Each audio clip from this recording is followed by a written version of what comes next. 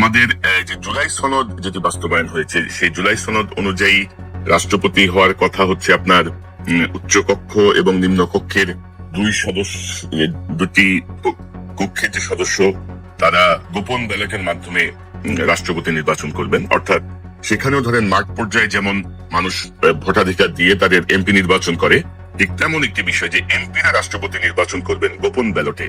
এবং আমি যদি আপনাকে একটু দেখাই যে জুলাই সনদের কিছু জায়গায় বিএনপি নোট অফ ডিসেন্ট দিয়েছে, কিন্তু রাষ্ট্রপতির এই জায়গাটাই electing president BNP other parties back secret ballot vote by both houses. অর্থাৎ বিএনপি কিন্তু যে ঐক্যমত্য কমিশনের যে কনসেনসাসের যে জায়গাটা ছিল, সেই জায়গাটা কিন্তু বিএনপি একমত ছিল যে তারা গোপন ব্যালটে এই রাষ্ট্রপতি নির্বাচন করবে, এবং যেটি মানুষের প্রত্যাশা ছিল যে একজন দলীয় ব্যক্তিকে আমার মন চাইলো আমি অমুককে রাষ্ট্রপতি বানাই দিলাম, সে চিরজীবন আমার অনুগত থাকবে। তো সেই জায়গাতে এখন দেখা যাচ্ছে বিএনপি মহাসচিব মির্জা ফখরুল ইসলাম আলমগীরের নামই সবাই বলছেন, যদিও মাঝখানে আমরা শুনতে পাচ্ছিলাম যে আইরিন খান তাকে রাষ্ট্রপতি করা হবে, এবার একজন মহিলা রাষ্ট্রপতি পাবে বাংলাদেশ। আবার দেখলাম তার নাম আলোচনায় আছে আবার নাই। এখন ধরেন এই রাষ্ট্রপতি বিএনপি তো উচ্চকক্ষের ব্যাপারে বিএনপির 31 দফাতে বিএনপির উচ্চকক্ষের কথা আছে, জুলাই সনদে উচ্চকক্ষের কথা আছে, কিন্তু ভেরি আনফরচুনেটলি গত 6 মাসে কিন্তু এই নিয়ে কোনো কথাবার্তা হয়নি বা আমরা যাই নেই। তো এখন এই যে রাষ্ট্রপতি মির্জা ফখরুলের নাম আসছে, সবাই অভিনন্দনও জানাচ্ছেন নতুন রাষ্ট্রপতি। আইরিন খানের নাম ছিল, এখন আসলে কনফার্ম না মানে কোন দিকে যাবে কি হবে। এবং এখন জুলাই সনদ যদি কার্যকর হয়, উচ্চকক্ষ যদি হয়, তাহলে কি আবার রাষ্ট্রপতি নির্বাচন হবে? সব মিলিয়ে আপনার পর্যবেক্ষণটা একটু আমরা শুনি। জি, আমাদের দর্শকরাও কিন্তু বোঝেন যে আমরা সবাই জানি যে জুলাই সনদ থেকে আমরা বাস্তবায়ন করি নাই।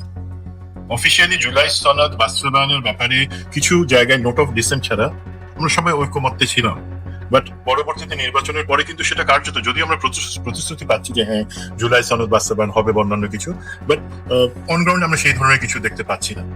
তো সেইটাই লিমিটেশনটা ধরে রেখে যে জুলাই সনদে সবকিছু হয় না, বাট কিছু জায়গায় আপনি যেটা বললেন ধরেন উচ্চকক্ষ নিম্নকক্ষ হয়, বাট এই যে গোপন ব্যালটের ভিত্তিতে যে হবে সেই জায়গায় আমরা একটি করতে পারতাম। কারণ আপনি জানেন যে আমাদের সংবিধানের আর্টিকেল 70 যেটা আছে সেটা কিন্তু একটা ভয়ঙ্কর জিনিস। যদিও বলা হয় যে স্ট্যাবিলিটির জন্য, ডিসিপ্লিনের জন্য সবাই প্রকাশ ভোট দিবেন, পার্টি লাইনের বিরুদ্ধে কেউ ভোট দিবেন না, ফ্লোর ক্রস করবেন না, এই ধরনের জিনিসপত্র।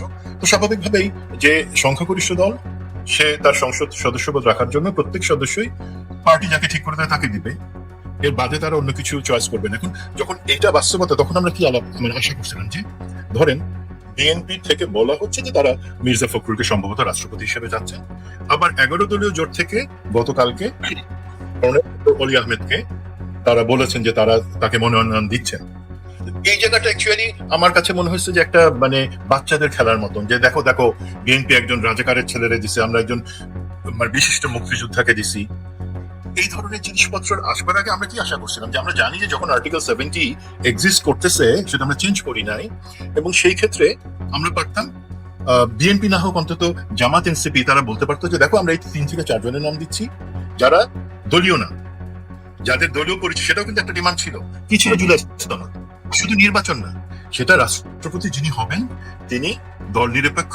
2 নম্বর জিনিস হচ্ছে রাষ্ট্রপতি এবং প্রধানমন্ত্রীর পদ, তাদের কাজ, তার মধ্যে ভারসাম্য আনতে হবে। সেগুলোর ইম্পর্টেন্সের কথা চিন্তা করে জামাত এনসিপি কিন্তু বলতে পারতো যে দেখো আমি বলছি মাহমুদুর রহমান, আমি বলছি ইভেন আইরিন খান, ইভেন সুশাসনের জন্য নাগরিকের বদিউল আলম মজুমদার, তাদের কথা বলতে পারতো তারা যে দল নিরপেক্ষ যারা আছে এমন 4-5 জনের নাম দিয়ে যে তোমরা যদি এর মধ্যে থেকে একজনকে এগ্রি করো আমরা সবাই মিলেই তাকে করবো, আলাদা আলাদা কোনো কিছু হবে না। ইভেন তার মধ্যে কর্নেল অলি নামও থাকতে পারতো, অসুবিধা নাই, বাট একটা প্যানেল তারা প্রপোজ করতে পারতো, যেটা আমরা আশা করছিলাম যে বিএনপি পারে নাই, দলীয় সংকীর্ণতার মধ্যে গেছে। সেই জায়গায় তারা কিন্তু এটা প্রপোজ করতে পারতো, এটাই বিউটি অফ দ্য ডেমোক্রেসি হতো। তো আর মেজর হাফিজের ব্যাপারে ইনফ্যাক্ট সব পক্ষ থেকে একটা সমর্থন ছিল উনি হইলে, বাট আমার মনে হয় উনি যেভাবে খুব ভালোভাবে বা কার্যকরীভাবে সংসদটাকে চালাচ্ছেন সেই জায়গায় ওনার ফেরত যাওয়া উচিত না। তবে আমি একটু এক করে দিলাম, মেজর হাফিজ পার্মানেন্ট করলেই হতো, কারণ মেজর হাফিজ স্পিকার হিসেবে একটা স্ট্যান্ডার্ড সেট করছেন। রাষ্ট্রপতি হিসেবে আমরা এখনই পলিটিক্যাল যে পূর্বাভাস দেখছি, মানে আমাদের ভারতের ভূমিকা বা সকল কিছু মিলিয়ে, দেশের ভেতরের গুটু চালাচালি সবকিছু মিলিয়ে সামনে যে সংকট যে আসছে এ ব্যাপারে নিঃসন্দেহ একটা সংকট তো আসবে। সেই সংকটের মোকাবেলায় মানে আমার এমন একজন ব্যক্তিকে দরকার যিনি একই সঙ্গে বাংলাদেশে গ্রহণযোগ্য, একই সঙ্গে ইন্টারন্যাশনাল একসেপ্টেড, কানেক্টেড, সবকিছু মিলিয়ে এবার আপনি একটু বলেন। জি জি জি, সেই জায়গাটা অবশ্যই আমি ওপেন রাখতে চাই, বাট আমি আপনাকে আমার কনসেপ্টটা বলি। আপনার হাতে ধরেন আপনি যুদ্ধে গেছেন, আপনার হাতে একটা পিস্তল আছে, একটা রাইফেল আছে, আর একটা হচ্ছে মেশিন গান। আপনার সব থেকে বড় যে অস্ত্র কার্যকরী মেশিন গান, এখন সেটা তো আপনি মেশিন গানের মুখের মধ্যে কাপড় পেঁচায় সেটাকে বন্ধ করে রাখবেন না। রাষ্ট্র ব্যক্তি হিসাবে, পলিটিশিয়ান হিসাবে, একজন ঝানু সিনিয়র পলিটিশিয়ান হিসেবে, বিএনপির অভিভাবক হিসেবে উনি কিন্তু যদি রাষ্ট্রপতির জায়গা যান, ওনার হাত পা বাঁধা হয়ে যাবে ভাই। কারণ আমরা এই যে বললাম, আমাদের তো জুলাই সনদ আমরা বাস্তবায়ন করি নাই, সেই বাস্তবতা স্বীকার করে নিতে হবে যে একজন মেজর হাফিজ অবসরপ্রাপ্ত, যিনি এখন একটা আইকনিক ফিগার হয়ে গেছেন, যিনি দলমতের উপরে উঠে সংসদে পরিচালনা করছেন, সেখানে তার সুযোগ আছে। বাট যখনই উনি রাষ্ট্রপতির জায়গায় তাকে বসে দেওয়া হবে, ভাই রাষ্ট্রপতি পদটা কি করা হয়েছে বলেন তো? এই যে মির্জা ফখরুলের নাম বলেন, অ্যাজ ইফ ও তুমি ভালো কাজ করছো, এই নাও ললিপপ খাও, তোমাকে রাষ্ট্রপতি পদটাকে একটা ললিপপ বা ক্যান্ডির জায়গা বলে দেওয়া হয়েছে। তুমি ভালো কাজ করছো, ওকে তুমি বুড়া হয়ে গেছো, তুমি you are a dead horse, তুমি সেখানে বসে চকলেট খাও। আমরা তো সেটা চাই নাই ভাই। আমরা চাচ্ছি যে রাষ্ট্রপতির পদটা একটা ইফেক্টিভ পদ হোক, এবং সেই জায়গায় আমরা এফেক্টিভ, সেইটা যতক্ষণ পর্যন্ত না হয়। যদি আজকে জুলাই সনদের বাস্তবায়ন হতো, আমি বলতাম major Hafiz would have been the right choice. But সেটা তো হয় নাই। আপনি মেজর হাফিজের মতন একজন অ্যাসেটকে, অভিভাবককে, দল নিরপেক্ষ যিনি ভূমিকা রাখছেন, তাকে রাষ্ট্রপতি জায়গায় নিয়ে কিন্তু আপনি ডাম্প করে দিবেন। তো সেই জায়গা থেকে আমি মনে করি উনি একটা ভালো চয়েস অবশ্যই, বাট সেটা না। এখন বিএনপি মির্জা ফখরুলের কথা বলছে, মির্জা ফখরুল কিন্তু ব্যক্তি হিসেবে তাকে আমি পছন্দ করি। রাজনৈতিক অবদান যেটা বিএনপির জন্য, বিশেষ করে 2009 এবং পরবর্তী তিনি যখন পার্মানেন্টলি সেক্রেটারি জেনারেল হলেন, মহাসচিব হলেন, তখন থেকে কিন্তু উনি অনেক কিছু করছেন বিএনপির জন্য, দেশের জন্য। এখন সেটা ওনার প্লাস পয়েন্ট। সজ্জন মানুষ উনি, ব্যুরোক্র্যাট, সেখান থেকে পলিটিশিয়ান। এখন উনি হইলে পরে এবং বিএনপি তাকেই রাখলে পরে সেটা হয়ে যাবে, আমি ধরে নিচ্ছি হয়তো। বাট কিছু সমস্যাও আমি একটু দেখতে পাচ্ছি। যেমন এক হচ্ছে, আমরা তো পলিটিক্যাল কাউকে চাচ্ছিলাম না, আমরা চাচ্ছিলাম দল নিরপেক্ষ একজনকে রাষ্ট্রপতি হিসেবে। 2 নম্বর হচ্ছে, বিএনপি কিন্তু দলগতভাবে ওনাকে যদি রাষ্ট্রপতি দেয়, মহাসচিবের জায়গায় ক্ষতিগ্রস্ত হবে। আরেকটা জিনিস আছে যেটা আপনার কাছে ফানি মনে হতে পারে, বাট আমার কাছে ফানি না। এই যে আছে ফাহাম আব্দুল সালাম, যিনি জামাই কোটায় বুদ্ধিজীবী নামে লোকেরা বলে, বাট তার লেখা যথেষ্ট শক্তিশালী। এখন সমস্যা হচ্ছে কি, আমার একটা ভয় যে আমাদের রাষ্ট্রপতির যে অফিসটা বা সেখানে যে জায়গাটা, সেই জায়গার কিছু ইনফরমেশন পাবলিকলি চলে আসবে। ডিসপেকেবল এমসি উনি যে জিনিসটা বলেন, সেটা আমাদের সবাইকে বলেন, বাট এই জায়গাটাতে আমার মনে হয় আমাদের অনেক কিছু ইনফরমেশন। দেখেন, গত 2 বছরে কিন্তু আমরা অনেক জায়গা থেকে অনেক ইনফরমেশন পাইছি, বাট রাষ্ট্রপতির অফিসের জায়গা থেকে খুব কম জিনিস আমরা বের করতে পারছি, বিকজ সেই জায়গায় একটা গার্ডের জায়গা ছিল। তো আমি মনে করি সেই জায়গায় একটা বিপদ আছে ওনার নেজামায়ের কারণে। সেটা এখন তার বিপরীতে যদি আমি মনে করি যে আর কে অল্টারনেটিভ হতে পারতো, বা বিএনপি ধরে জামাত আর কোনো প্রপোজ করে নাই, কর্নেল অলি আহমেদের জায়গায় যেটা জামাত প্রপোজ করেছে, ইটস গুড, বাট উনি হবেন না, সেটা আমরা সবাই জানি। আর্টিকেল 70 অনুযায়ী সবাই ভোট দেবে বিএনপির যে ক্যান্ডিডেট তাকেই। এখন কাকে করতে পারতো সেই জায়গায় দল নিরপেক্ষ হিসেবে? ডক্টর মাহমুদ ভাই ছিলেন, ওনার ব্যাপারে তো আমার কাউকে কিছু বলবার নাই। দেশবাসী ওনাকে আমার থেকে অনেক ভালো ছিলেন। ওনার মতো মজলুম, ওনার মতন চিন্তাবিদ, ওনার মতন অ্যাকশনিস্ট এই জায়গায় খুব কম আছে। দেন আপনি আইরিন খানের কথা বললেন। এখন দেখেন, আইরিন খান হচ্ছেন এমন একজন ব্যক্তি, তিনি ডিপ্লোম্যাটিক্যালি ওনার 48 বছরের অভিজ্ঞতা, শুধু দেশে না, জাতিসংঘের মতন জায়গায়, অ্যামনেস্টি ইন্টারন্যাশনালে, আইডিএলওতে, সব জায়গায় উনি বছরের পর বছর সুনামের সাথে চাকরি করেছেন। উনি আন্তর্জাতিক রাজনীতি বুঝেন, উনি হিউম্যানিটেরিয়ান সাইড বুঝেন, উনি আইন বুঝেন, এভরিথিং উনি জানেন, এবং উনি she is well respected, well regarded.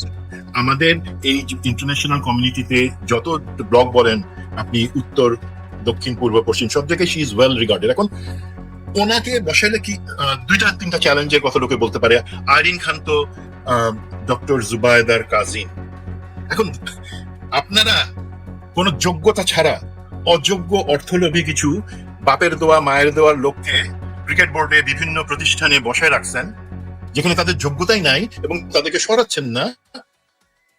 আর সেখানে আইরিন খানের মতন একটা যোগ্য ব্যক্তি, তাকে যদি আত্মীয়তার কারণে মার খেয়ে যাবে, আমরা সেই ভয়ে না, উনি তো আত্মীয়তাকে বসানো যাবে না। কেন?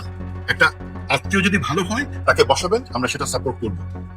আত্মীয় ছেলে পেলে যোগ্য না অযোগ্য তাদেরকে বসাই দিতেছেন, তাদেরকে আমরা সাপোর্ট করতে।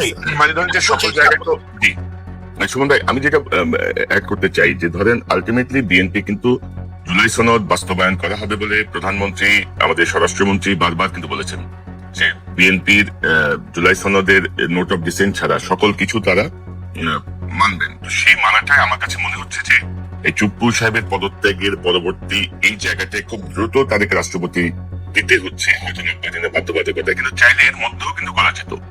বা মানে আপনি উচ্চকক্ষ করতে না পারেন, আপনি আর্টিকেল 70 কে স্থগিত ঘোষণা করতে পারেন যে মানে সবাই সবার মতো করে দিতে পারে। কারণ দুজন এমপির সমর্থন পেলেই যে কেউ রাষ্ট্রপতি পদের জন্য কিন্তু কম্পিট করতে পারে, এমন একটা বিধান আছে। তো সেই জায়গাটায় না, এবং ধরেন যে বিএনপির কিন্তু একটা বিটার এক্সপিরিয়েন্স আছে যে ডক্টর ইয়াসউদ্দিন আহমেদকে বসিয়ে মানে ওই 111 এর ওই সময়টায় উনি সেটা ট্যাকেল করতে পারেননি। আব্দুর রহমান বিশ্বাস সাহেব সামহাও ওনার আশেপাশে কিছু মানে দক্ষ পলিটিশিয়ানের কারণে বা ওনার একটা এক ধরনের সাহসের কারণে নাসিমের কোটা উনি ঠেকা দিতে পারছিলেন আব্দুর রহমান বিশ্বাস সাহেব। তো সামনের পরিস্থিতি আরো জটিল, সেই জটিল জায়গাটায় বারবার যেটা আমরা বলতে চাই, ঠিক সবার কাছে গ্রহণযোগ্য, মানে আজ্ঞাবহ রাষ্ট্রপতির চেয়ে সবার কাছে গ্রহণযোগ্য এবং ইন্টারন্যাশনালি কানেক্টেড একজন মানুষ আমাদের প্রয়োজন। আপনি যদি একটু বলেন, আমরা অন্য প্রসঙ্গে যাবো। জি, এখানে আমাদের দর্শকরা বা বাকি সবাই বলতে পারেন কিন্তু ডক্টর ইউনূস কেন না। দেখেন, বিএনপির ভিতরে কিছু একটা অংশ তারা কিন্তু ডক্টর ইউনূসের জায়গাটা বা ফেরত আসার জায়গাটা চিন্তা করে ফেলছে, এবং আমরা চাই না, এবং ডক্টর ইউনূস কখনোই আসবেন না পরিষ্কার ভাবে। উনি যতটুকু ওনার মান সম্মান আছে উনি কখনোই আবার সেই জায়গাতে বেল তোলা যাবেন না। বাট আমি আপনাদেরকে বলি, আপনি যে একটা ইম্পর্টেন্ট কথা বলছেন, যে একটা অ্যানালজি দিলেন যে আমাদের কিন্তু একটা সরকারের যখন ক্রিটিক্যাল সময়টাতে রাষ্ট্রপতির একটা ভূমিকা থাকে 111 বা তার আগের জিনিস এই জায়গাগুলোতে, তো দেখেন কি সুবিধা হবে। আমি তো বললাম যে একটা ক্রিটিক্যাল জায়গা আত্মীয়র মধ্যে থেকে কাউকে বসাবো, ভাই আত্মীয়র মধ্যে উনি আত্মীয় হিসেবে 48 বছরে মানে সুনামের শিখরে যান নাই আইরিন খান। উনি গিয়েছেন তার কর্ম, তার চিন্তা, তার নিরপেক্ষতা এবং দেশের প্রতি ভালোবাসার কারণে কিন্তু আলহামদুলিল্লাহ উনি অনেক উপরে আছেন গ্লোবালি। এখন ওনাকে বসাইলে সুবিধাটা কি দেখেন, এক আপনি যেটা বললেন যে উনি একজন, ওনার যে রেপুটেশন আছে, ওনার যে কানেকশন আছে, হঠাৎ করে কেউ তার মাথায় বন্দুক রেখে বলতে পারবে না যে এইটা সাইন করো, আচ্ছা 111 আনো, পারবে না। 2 নাম্বার হচ্ছে, দেখেন প্রধানমন্ত্রী তারেক রহমান অথবা আমাদের অনেকে, তারা কিন্তু সব জিনিস কভার করতে পারেন না এবং সব জায়গায় ওনারা যাইতে পারেন না। এখন আপনি ইফেক্টিভ ডক্টর আইরিন খানের মতন একজন ব্যক্তিকে যদি ওনাকে আপনি ইন্টারন্যাশনাল যে সেমিনার বা রিপ্রেজেন্টেশনের জায়গায় ওনাকে পাঠান, উনি কিন্তু 10 আউট অফ 10 স্কোর করবেন।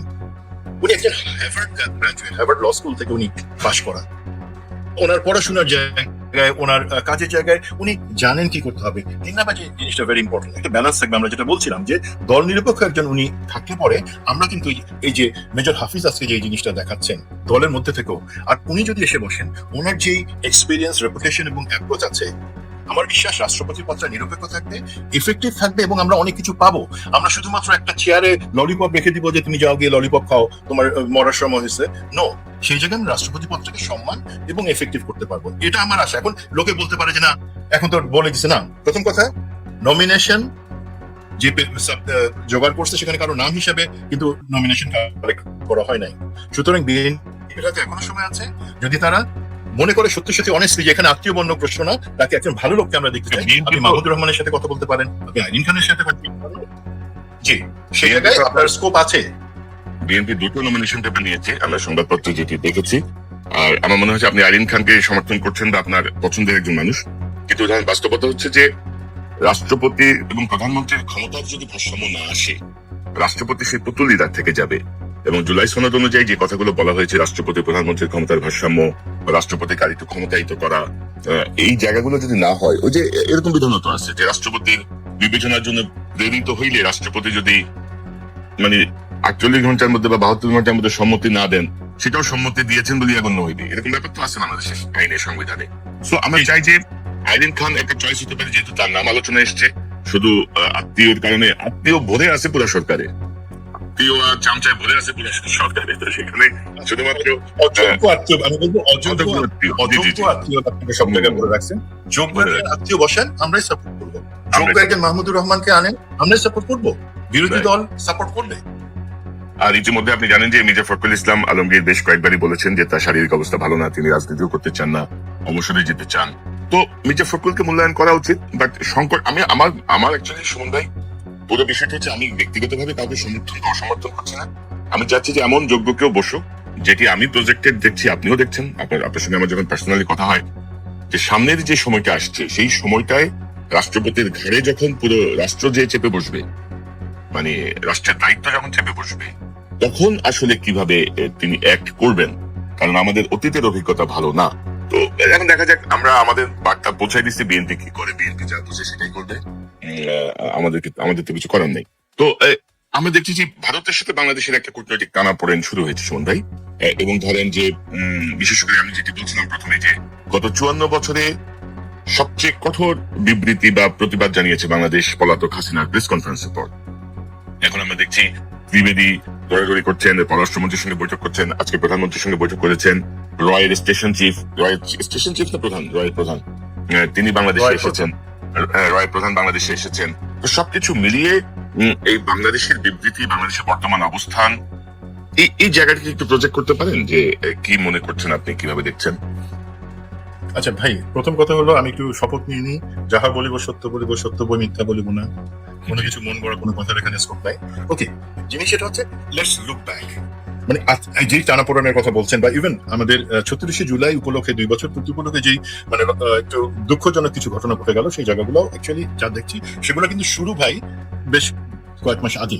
আর আপনার কথাটা আনলেন যে ইদানিং টানাপোড়েন, বাংলাদেশ ভারতের মধ্যে এই হাসিনার যেই পিরিয়ডটা ছিল 15 বছর, এছাড়া সবসময় কিন্তু একটা টানাপোড়েন ছিল। ভারত ব্যক্তিগত দেশ হিসেবে বিশ্বাস করে, ভারতে যে সরকার থাকুক না, আপনি হাসিনার কেলানো বিভিন্ন ছবি যদি দেখেন, 10টা কেলানো ছবি আছে, মোদির কোলে কোনো ছবি পাবেন না, কিন্তু ওটা কার্টুন আছে। বাট আপনি দেখবেন কংগ্রেস নেত্রী সোনিয়া, তার ছেলে মেয়ে রাহুল, প্রিয়াঙ্কা, তাদের সাথে মানে কেলাতে পড়ে যাইতেছে সেই ধরনের ছবি। মানে অ্যাকচুয়ালি আমরা কিন্তু বুঝতে ফেল করি, আওয়ামী লীগকে ভারত অ্যাজ এ নেশন, হিন্দুত্ববাদী নেশন, তারা সেটা কংগ্রেস হোক, বিজেপি হোক, যে পার্টি হোক, তারা বিশ্বাস করে বাংলাদেশ হচ্ছে তাদের একটা গরজ রাজ্য, বাংলাদেশ কিভাবে চলবে সেটা তারা ঠিক করবে। বাংলাদেশে যদি কোনো পলিটিক্যাল পার্টি বা সরকার থাকতে চায়, সেটা হবে আওয়ামী লীগ, এর বাদে আর কোনো ধর্ম নাই, এর বাদে আর কোনো দল নাই, তারা সেইভাবে দেখতে চায় এবং বিশ্বাস করে। তার মানে এখন আওয়ামী লীগের হাসিনা পালায় গিয়ে ভারতে বসে আছে, অনেক নেতা বিভিন্ন জায়গায় আছে, এটা তারা সহ্য করতে পারতেছেন এবং স্বাভাবিকভাবেই তারা আপসেট। তো এইটা কভার করার জন্য তারা ভাবছিল যে ঠিক আছে, এখন নতুন সরকার আসছে, নতুন সরকারকে আমরা আওয়ামী লীগ 2.0 বানাতে পারি কিনা, সেই লক্ষ্যে তারা কিন্তু বিভিন্ন চাপ প্রয়োগ করে আসছে। ঘটনাটা অ্যাকচুয়ালি এখন যেটা সেটা শুরু হয়েছে যখন প্রধানমন্ত্রী ডিসিশন নিলেন, সরকার সিদ্ধান্ত নিল যে আমরা চীন সফরে যাব, প্রথম ভারত সফরে যাব না, মোদির আমন্ত্রণ আসলো, যাব না। বিকজ তারেক রহমানকে যখন প্রপোজটা করা হলো, এটা আমি সম্পূর্ণ দায়িত্ব নিয়ে বলছি, উনি তখন বললেন যে আমি যাব, আপনারা শেখ হাসিনাকে এক্সট্রাডিশন ট্রিটির আন্ডারে তাকে প্রত্যাপন করেন। তারা তখন বিভিন্ন অজুহাত দেখানো শুরু করলো, আমাদের তো একটা স্ট্যান্স আছে এই ব্যাপারে, আমরা যদি এমন করি অমন করি। তখন প্রধানমন্ত্রী ভদ্রভাবে বলে দিলেন যে না, সে আসবে, সে যখন আসবে তারপর আমার কথা। খেয়াল রাখেন, হাসিনা যখন রয়টার্সে বিবৃতি দিল, আমরা অনেক চিল্লাইলাম হাসিনা আসবে, যেটা এখন একটা জুজু, ডিসেম্বরে আসবে। ভাই, এটা কিভাবে হয়েছে আমি বলি, যখন প্রধানমন্ত্রী তারেক রহমান বললেন যে হাসিনা আপনার প্রত্যাপন না করলে, তখন তারা একটা খেলার চেষ্টা করলো, হাসিনাকে বললো তুমি একটা বিবৃতি দাও, যে বলো তুমি ডিসেম্বরে যাচ্ছ। সেটা দিল। বাংলাদেশ থেকে বলা হলো ভাই, এখানে তো তার প্রত্যাবর্তন বা সীমান্ত দেশে হাঁটতে হাঁটতে ঢুকবে, দৌড়াতে শাড়ি পরে ঢুকবে, সেটা তোমরা বলি নাই। সে একজন দণ্ডপ্রাপ্ত ফাঁসির আসামি, তাকে তোমার ফেরত দিতে হবে প্রত্যাপন চুক্তির আন্ডারে। তখন তারা খেলা শুরু করলো। মোদি যে জিনিসটা তার অজিত দোভালকে বললো, যে পরিষ্কার ভাবে বললো যে উসকো ওয়াকা